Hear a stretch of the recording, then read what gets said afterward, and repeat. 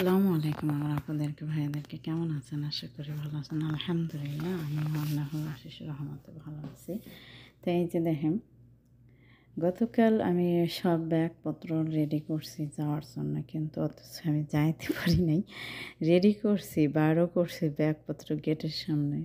ম্যাডামে আবার কপিলের কাছে ফোন দিয়ে বলতেছে থাক আর 3টা দিন, আবার 3 দিনের জন্য রাখছে আর কি।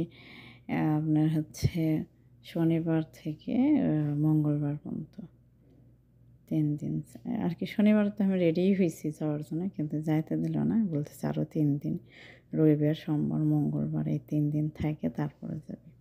তো মঙ্গলবারের দিনে হয়তো বিকালে যাওয়া হবে। আসলে ওদের কথার কোনো ভ্যালু নেই। আমি যে রেডি হচ্ছি, তোরা আগে বল না, আগে ফোন করে বল যে যাবে কি যাবে না, রাখবি কি রাখবে না, সেটা কিছুই বলে না।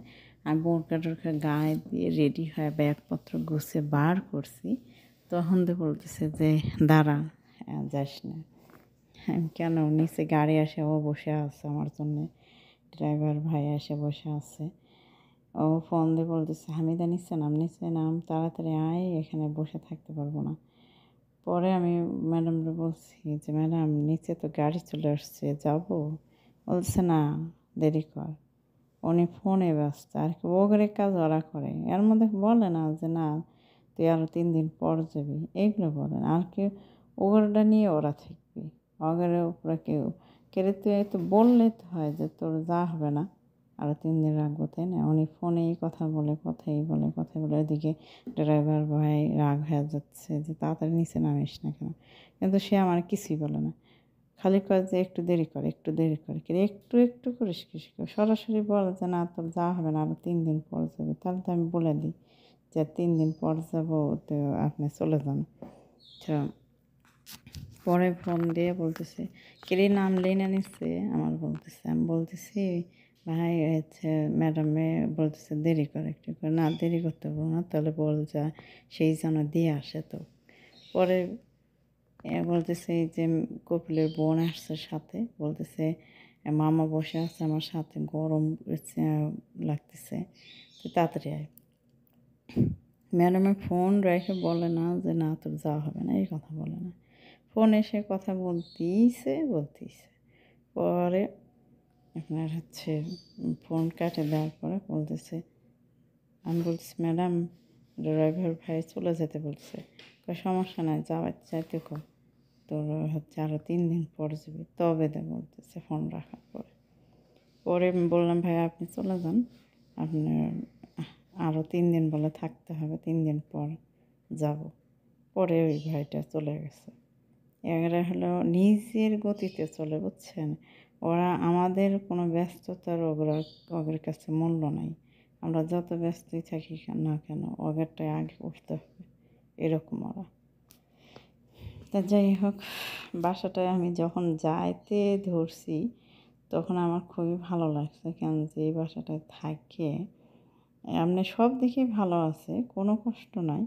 একটা কষ্টই বেশি, ওই বাচ্চা ধরে থাকে। আমার বাচ্চা কোলে নিতে নিতে বাঁ হাতখানে আমার অবস্থা খুবই খারাপ হয়ে গেছে, খালি চাবায় বাঁ হাত। আমার তো সন্তান কোলে নেওয়ার অভ্যাস নাই, আজ কত বছর হচ্ছে, কিন্তু এই বাসাটায় এসে ওই কান্না করুক কিছু করুক ওই বাচ্চা, তবু বলবে না যে দে আমার কাছে, তা বলবে না।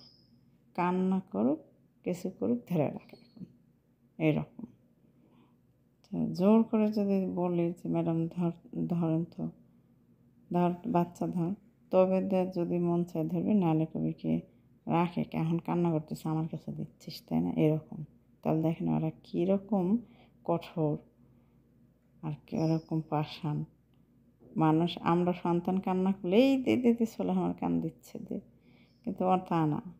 ও আর কান্না করলে দুধ ফেটার ভরে দিবি, ধর খাওয়া, কিংবা কুলত কেলাইটা হাঁটে হুটে বেড়া, থামা, কান্না করলে নেবে না।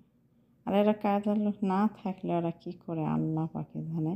কালকে দেখেন বোরখা যখন গায়ে দিছি, যখন আমার যাওয়ার সময়, যখন ওই ড্রাইভার ভাই ফোন দিছে, তখন এখন বলতেছে যে আচ্ছা আমি ড্রাইভার ভাই বলতেছে 5 মিনিটের মধ্যে তুই নিচে নাম। আমি ওকে। পরে এদিকে ওরা খাইতে খাইতে দুপুরে খাওয়া না খাইতে খাইতে 2:30-3টে বাজে। তো 3:25-এ ওই ভাই আসতে চাইছে।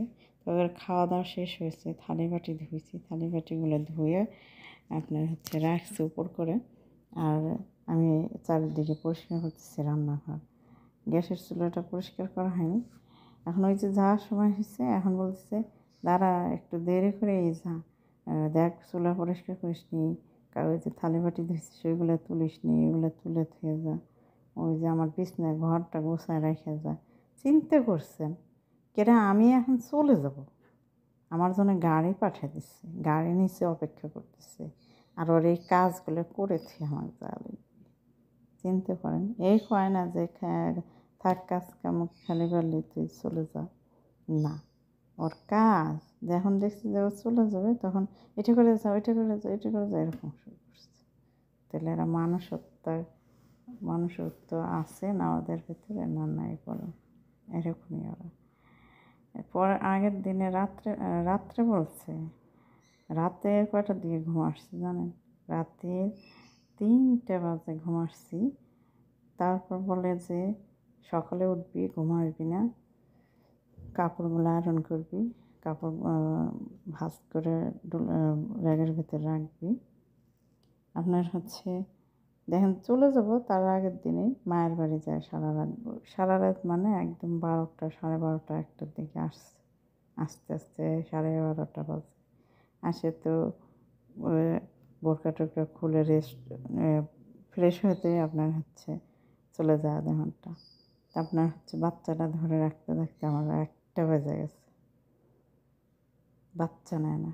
আমি করছি ধর আমি ঘুমাতে যাবো, এখনই ঘুমাবো, এরকম বলতেছে। ওর মায়ের বাড়ি গেছি শুক্রবারে রাত্রে, আমি শনিবারে চলে যাবো। কেরা রাত্রে কিশোর জন্য বাইরে চলে গিয়ে আমি বাসায় থাকি, আমি কাজগুলো সারি না, না তা না, আর যাওয়াই লাগবে। তুই কালকে সকালে করিস, কালকে সকালে উঠবি, সকালে ওইগুলো করবি, করে থুয়ে যাবো, এগুলো করছে। দেখেন ঘুম থেকে উঠে কাপড় চোপড় নাই, সব কাপড় চোপড় আমি তার আগের দিনে ধুয়েছি যে আমি চলে যাবো, ধুয়ে রেখে যাই। আপনার এক সেট কাপড় আর বড় ছেলে খুলে রাখছে, বলতেছে এই যে কাপড় চোপড় এগুলো ধুয়ে রেখে গেলি না। চিন্তা করছেন কেমন মানুষ ওরা? তোদের কি খাটনি লাগে ধুইতে? মেশিনের মধ্যে দিলেই ধোয়া হয়ে যায়, চালু করে দিলে। তারপরে এরকম করে ওরা এত কুইরে, আর এতই তা বলার বাহিরে কিপটে, খুবই কিপটে। কিপটে মানে কি? সেই কিপটে। কোনো জিনিস খাস দেখি তো শেষ হয়, কোনো জিনিস শেষ হয়ে গেলে কয় এত তাড়াতাড়ি শেষ হলো, কী হলো, কী করলি, কী যে করে না, আমার থেকে থেকে রাগ লাগে। আর খালি বাইরে যায়, আমার বাইরে পছন্দ নয় যাওয়া, তারপর বাইরে যায়। কিন্তু বাইরে যায় যে আমি একটু ভিডিও করবো, তাতে করার একদমই সুযোগ নেই। ওই যে বাচ্চা ধরে রাখো, বাচ্চা আমি এক হাত দিয়ে মোবাইল ধরা অসম্ভব, 2 হাত দিয়ে বাচ্চা ধরেছি, তাও হাত লেগে যায় আমার, এইরকম অবস্থা আমার। আচ্ছা কী আর বলবো, আমাদের প্রবাসীদের এইরকমই জীবনযাপন কাটাতে হয়, ওদের ইচ্ছা মতনে চলতে হয়, নিজের ইচ্ছা মতো নিজের গতি মতন চলা যায় না। তা যাই হোক, করার কিচ্ছুই নাই, এইভাবেই চলতে হবে, এইভাবেই থাকতে হবে, এরকমই। আর কি বলবো, এই হলো প্রবাসের জীবনের। অনেক বাসায় অনেক প্রকারের আছে, কিন্তু আমি সৌদি আরবে আসার পর থেকে এই বুড়ো মানুষের পিছনে খাটতে খাটতে আমার আর ভালো লাগে না এই বয়স্ক লোক টানতে আর বাচ্চাদের ধরতে। বাচ্চা ধরলে আমার বিরক্ত লাগে, কান্না করলে আর ওই যে কোলে করে খালি রাখতে হয়, ঝুলাতে হয়, এই জন্য আরও ভালো লাগে না। এই বাচ্চা টানা, বুড়ো মানুষ টানা, এগুলো একদম অসহ্যকর, একদমই ভালো লাগে না। তো যাই হোক, এই বাসা থেকে আমার ছাড়লো না, এখন এই 3 দিন পর যাবো চলে ইনশাআল্লাহ। তো আমার ভিডিওটি ভালো লাগে অবশ্যই লাইক করবেন, শেয়ার করবেন। আসলে প্রবাস মানেই কষ্টরই জীবন, কষ্ট ত্যাগ করে প্রবাসে আসতে হয়। এই জীবনে কষ্ট ছাড়া কেষ্ট মেলে না কখনোই। আল্লাহ পাক সহায় থাকলে ইনশাআল্লাহ একদিন না একদিন কষ্ট শেষ হবে। তা আমি আর বেশি বড় করব না ভিডিওটি। তারপর অনেক বড় হয়েছে, 14 মিনিট হয়ে যাচ্ছে। তা আমার অনেক আপুদেরকে আমি খুব মিস করি। জানি না আমার মোবাইলে কেন এরকম হচ্ছে। এটা আমি বাসায় যায় ড্রাইভার ভাইকে দিয়ে দেখাইতে হবে যে কেন আমার মোবাইলটা এরকম হচ্ছে। দেখানোর পরে বুঝতে পারবো যে কেন এমন হচ্ছে। কারো ভিডিও দেখতে পারি না, ঠিক মতন ভিডিও এডিট দিতে পারি না। একদমই 1 দিন 2 দিন পর পর ভিডিও ছাড়লে কি কাজ হয়? এইভাবে ভিডিও ছাড়া না ছাড়া সমান। তো যাই হোক, আমি দেখি বাসায় মঙ্গলবারের দিনে যাব, তারপর যায় মোবাইলটা দেখাবো কী অবস্থা হয়েছে। খুবই কষ্ট। এই প্রবাস জীবনের কষ্টগুলো মনে হলে যে কেন এত জীবনে এরকম কষ্ট আসলো আর কি নানানটা মনে পড়ে যায়, কেন এমন হলো। আল্লাহ তাআলা আমাদের মতন মেয়েদের এত কষ্ট, এত দুঃখ দিছে। এই দুনিয়াতে দুঃখ কষ্ট করতেছি করি, কিন্তু আখিরাতে যেন কষ্ট না দেয় এরকমটাই চাই। সবাই এই দোয়াই করবেন, সবাই সবার জন্য দোয়া করবেন, নিজের জন্য নিজে দোয়া করতে হবে। নিজের জন্য নিজের দোয়া আল্লাহ তাআলার কাছে অনেক প্রিয়। চাইতে হবে নিজের জন্য কিছু, নিজের জন্য সুস্থতা চাইতে হবে, নিজের জন্যে ভালো পথে রোজগার করা, হালাল পথে রোজগার করা চাইতে হবে, ভালো একটা বাসস্থান চাইতে হবে। কিন্তু আমি কখনোই বাসস্থান, গাড়ি বাড়ি এগুলো আর কি অত দালান কোঠা না থাকলেও অন্তত একটুখানি বাসস্থানের দরকার সবারই প্রয়োজন হয়। তো এই ভালো মন্দগুলো আল্লাহর কাছে চাইতে হয়, নিজের দোয়া নিজেই করতে হয়। মানুষের কাছে তো দোয়া চাইতে হয়, কার দোয়া কবুল হবে না হবে সেটার ওপর আল্লাহই ভালো জানে। কারণ নিজের দোয়া নিজেই করতে হয়, এটাই বেটার। আসলে কথাগুলো আমার কেমন লাগলো না লাগলো জানি না। আর আমি একটা মাস ধরে খুবই অসুস্থতা, কারণ মদিনা থেকে ঘুরে আসার পর থেকে আমি রোজা থাকতে পারতেছি না। আমার শরীরটা খুবই খারাপ যে রোজায় থাকতে পারতেছি না। এই বাসাটায় আমি 1 মাসের মতন থাকলাম, একটা রোজাও আমি করতে পারলাম না। খুবই দুঃখজনক। আমরা নামাজ পড়ি কিন্তু তাড়াহুড়ো। এই বাসাটার মানুষগুলো আমি ধীরে সুস্থে যে নামাজটা পড়বো, তখন একটু দেরি হলে বলবো যে এত লম্বা সময় ধরে তুই নামাজ পড়িস। কিন্তু আমি তো পারি না তাড়াহুড়ো করে ওদের মতন সেজদা দেয় আর ওঠে, মাথা ঠেকায় আর ওঠায়।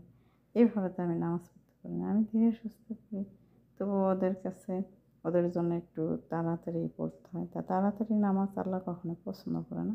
তো সবাই ধীরে সুস্থে নামাজ পড়বেন। নামাজ ছাড়া এই দুনিয়াতে কোনো কিছুই মূল্যবান না। সবচেয়ে নামাজ, কোরআন এগুলোই সবচেয়ে মূল্যবান আল্লাহর কাছে, এই দুনিয়ায়ও ওই দুনিয়ারও। তা ওই দুনিয়ার জন্য এগুলো করতেই হবে। এই দুনিয়ার জন্য যতই ছোটাছুটি করেন, ছোটা যেদিন বন্ধ হয়ে যাবে, নিঃশ্বাস যেদিন বন্ধ হয়ে যাবে, সেই দিন ছোটাছুটিও বন্ধ হয়ে যাবে, এই দুনিয়ার সব কিছুই বন্ধ হয়ে যাবে।